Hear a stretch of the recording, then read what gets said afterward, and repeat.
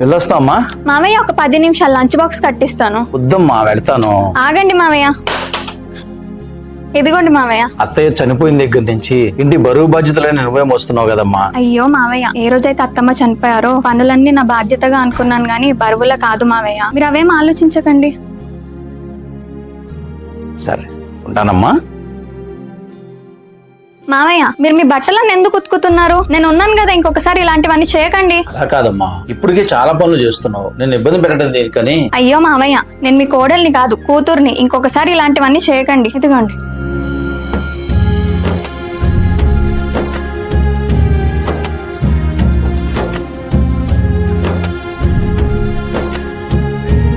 ఏమైందమ్మా?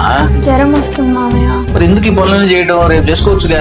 లేదు మామయ్య, రాత్రిపూట ఇలా ఎంగిల్ గిన్నెలు వదిలేయకూడదంట. నాకు అత్తమ్మ చెప్పింది. మీరు వెళ్ళి పడుకోండి, నేను ఇది చేసుకొని పడుకుంటాను.